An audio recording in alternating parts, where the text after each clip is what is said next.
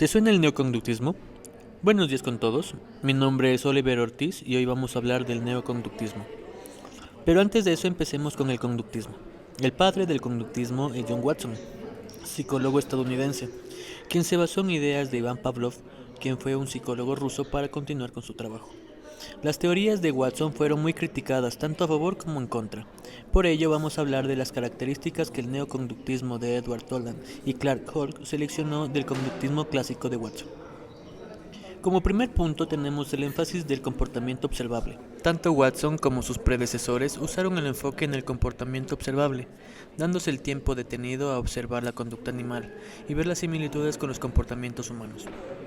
Como segundo tema está el rechazo de la conciencia y los procesos mentales. En su momento tenían muy en consideración que todo era conducta, incluyendo los pensamientos, atribuyendo que son comportamientos internos. Por ello sostenían que si un ser tenía algún tipo de pensamiento, este era un tipo de comportamiento y se manifestará físicamente.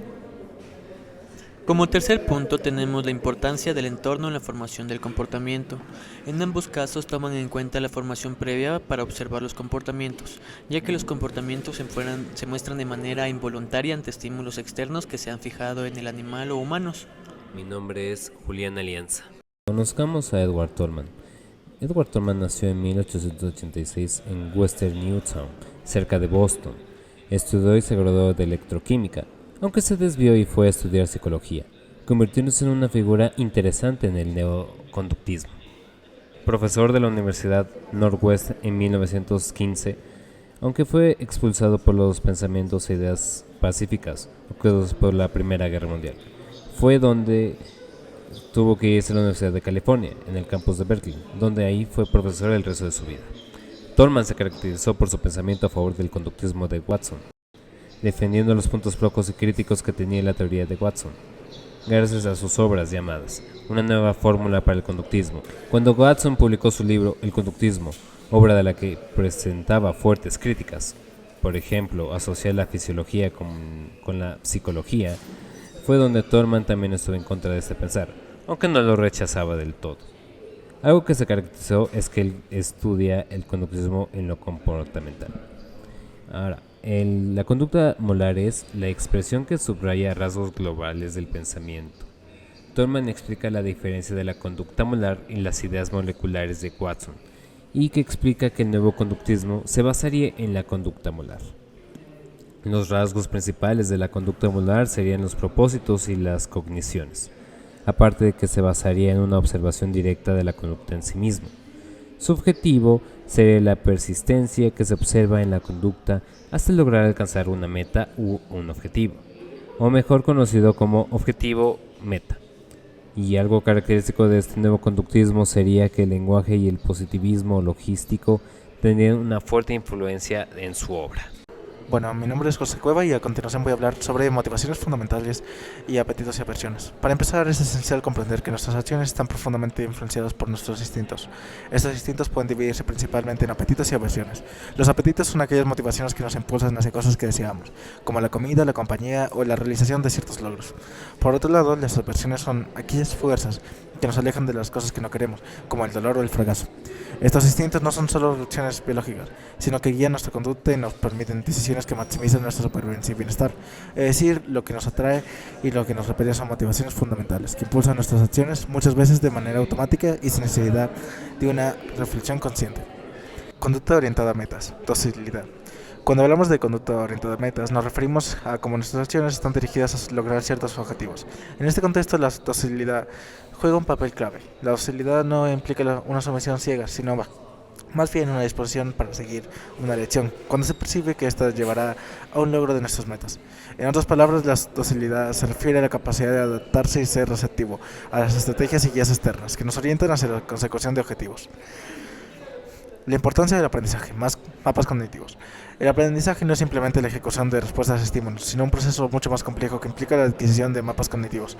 Pero, ¿qué son los mapas cognitivos? Imagínate que tu cerebro tiene una especie de mapa mental que te ayuda a navegar en el mundo. Estos mapas no solo incluyen información sobre los lugares, las personas y las cosas, sino también sobre cómo interactuar con ellos. Por ejemplo, cuando aprendes una nueva habilidad como conducir, tu cerebro va construyendo un mapa cognitivo que te guía cómo manejar el vehículo, prever los movimientos de otros conductores y cómo reaccionar ante diferentes situaciones. Cuanto más efectivo y el mapa cognitivo, más eficiente será nuestra capacidad para tomar decisiones y resolver problemas. Aprendizaje latente. Aprender sin motivación directa. A veces el aprendizaje ocurre sin que haya una motivación explícita o consciente detrás de ello. Este fenómeno se conoce como aprendizaje latente. Se trata de un tipo de aprendizaje que se da sin que haya una recompensa inmediata o una motivación explícita para aprender algo. En este caso el aprendizaje ocurre de manera pasiva, pero se activa más tarde cuando sea necesario. Un ejemplo de esto es cuando, por ejemplo, una persona aprende a reconocer una calle nueva mientras pasea, pero no tiene la intención de memorizarlo. Sin embargo, en el futuro, cuando necesite ir a esa calle, el conocimiento previamente adquirido estará disponible de forma automática. Mi nombre es Julián Alvarado. En el estudio de los procesos de aprendizaje, diferentes teóricos han propuesto diversas clasificaciones que buscan comprender cómo los individuos adquieren, procesan y aplican el conocimiento. A partir de 1949 se identificaron 6 tipos fundamentales de aprendizaje que abarcan una amplia gama de mecanismos cognitivos y conductuales. Catexias. Se refieren a las asociaciones emocionales y afectivas que se forman con ciertos objetos o experiencias. Por ejemplo, un niño que asocia el sonido de una campana con el final de la escuela, desarrollando una sensación de alivio y alegría cada vez que la escucha, está experimentando un aprendizaje basado en catexias. Creencias de equivalencia. Este tipo de aprendizaje se refiere a la capacidad de reconocer que dos elementos diferentes pueden ser iguales en ciertos contextos. Un ejemplo sería un niño que aprende que tanto un billete de $10 como 2 billetes de $5 representan la misma cantidad de dinero, aunque sean físicamente diferentes. Expectativas de campo. Son las anticipaciones que hace un individuo respecto a lo que ocurrirá en un entorno específico. Por ejemplo, un estudiante que espera que su profesor sea estricto en las pruebas, debido a las experiencias pasadas, desarrolla una expectativa de campo que influye en su comportamiento y preparación para los exámenes. Modos de conocimiento de campos. Se refiere a las formas en que organizamos el conocimiento dentro de un dominio específico. Un estudiante de biología, por ejemplo, no solo aprende datos sobre plantas y animales, sino que también comprende las interconexiones entre estos elementos y las teorías que los sustentan, formando un campo de conocimiento estructurado. Discriminación en los impulsos. Este tipo de aprendizaje implica la capacidad de diferenciar entre estímulos relevantes y no relevantes. Un perro que ha aprendido a sentarse solo cuando se le da la orden de sentado y no solo cuando se le dice quieto, está demostrando discriminación de impulsos. Pautas motoras. Son los patrones de movimiento que el cuerpo desarrolla a lo largo de su aprendizaje. Un ejemplo claro sería cómo un atleta mejora su técnica de correr, ajustando su postura y ritmo de respiración mediante la repetición constante de la actividad. 10 años después, en 1959, se propuso una nueva clasificación de 5 tipos de aprendizaje, más centrada en las respuestas conductuales hacia estímulos y situaciones. Estos son: aproximación. Se refiere a la tendencia a acercarse a situaciones placenteras o reforzantes. Un ejemplo de aprendizaje de la aproximación sería el comportamiento de un perro que se le acerca a su dueño cuando éste lo llama, esperando recibir una golosina como recompensa. Evitación. Este tipo de aprendizaje describe el comportamiento dirigido a evitar experiencias negativas o desagradables. Un ejemplo sería un estudiante que, tras haber tenido una mala experiencia al no estudiar para un examen, aprende a estudiar con antelación en futuros exámenes para evitar la ansiedad y el fracaso. Escape. El aprendizaje de escape implica la capacidad de huir o salir de una situación aversiva. Por ejemplo, si un niño aprende a abandonar un lugar ruidoso o incómodo cuando sufre estrés, estaría demostrando un comportamiento de escape. Elección. Este tipo de aprendizaje está relacionado con la toma de decisiones entre diferentes alternativas. Un ejemplo sería un niño que elige entre ir a la piscina o al parque, basándose en sus preferencias personales y las recompensas asociadas a cada opción. Latente. El aprendizaje latente no se manifiesta de inmediato, sino que se almacena hasta que se presenta una situación que lo activa. Un ejemplo clásico de aprendizaje latente es el experimento de Tolman con ratas. Las ratas que recorrían un laberinto sin recibir recompensas inmediatamente fueron capaces de encontrar la salida más rápido cuando finalmente se les ofreció un refuerzo. Martín Jacome. Conductismo mecanicista. Clark Hall y su importancia en la psicología. Hall, uno de los representantes del conductismo y conocido por su enfoque mecanicista en la teoría del aprendizaje y por su influencia en el trabajo de la psicología científica. Para empezar, ¿quién es Clark Hall? Clark Hall nació en 1884 en el estado de New York. Estudió en Alma College de Michigan, en donde tuvo su interés por la geometría, y esta misma resulta característica en su enfoque metodológico que plasmó en su sistema en psicología. Un ataque de poliomielitis en su pierna lo dejó paralizado, obligándolo a cambiar de estudios, porque principalmente empezó con los de ingeniería en minas, optando finalmente por seguir psicología. Clark Hall aplicó una teoría sistemática y lógica, basándose en que la psicología debía solo analizarse por la observación del comportamiento. Su teoría del comportamiento se basaba en evitar cualquier estudio sobre procesos internos no observables. Esto hizo que Hall considerase a la psicología como una ciencia estricta que debe medirse como una ciencia física. Esta teoría está basada en la observación de estímulos-respuestas, y los clasificaba en dos: los impulsos primarios, que decía que eran innatos, y los impulsos secundarios, que son adquiridos. Hall también dice que el comportamiento humano se explica a través de respuestas observables ante estímulos. Hall se alineaba bastante al conductismo watsoniano, ya que él decía que el estudio de la psicología debía basarse en la observación del comportamiento.